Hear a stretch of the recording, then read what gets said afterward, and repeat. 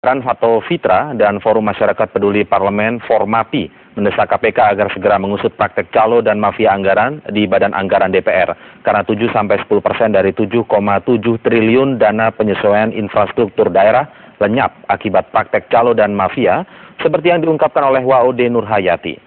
Menurut Koordinator Fitra Ucok Sky Kadafi, mafia anggaran di DPR sudah terbangun secara sistematis, sehingga ketika ada anggota DPR yang berani membongkarnya seperti WAOD Nurhayati, pasti akan dikorbankan, termasuk oleh partainya sendiri.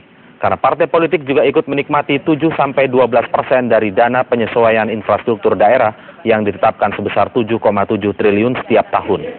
Hal senada juga diungkapkan Koordinator Formapi Sebastian Salang.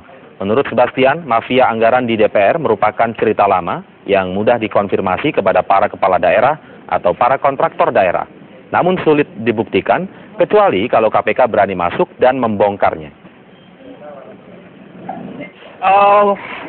Ini kalau calo individual ya. Jadi kalau calo individual ini, dan ini udah mafia.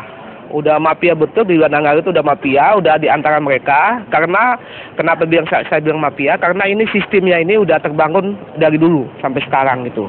Makanya kita apresiasi namanya WAOD Ida karena ini mau membongkar dia. Membongkar sistem ini supaya cair kembali, supaya bersih kembali yang namanya Badan Anggaran ini gitu. Tapi kita menyayangkan Badan Anggaran malah menyalahkan dia, akan mengorbankan dia gitu.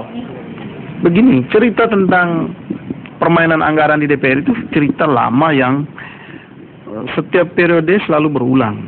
Tetapi belum ada ya anggota DPR yang dipecat karena terlibat dalam permainan anggaran itu.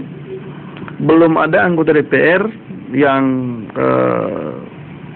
dipenjarakan karena diduga terlibat permainan anggaran.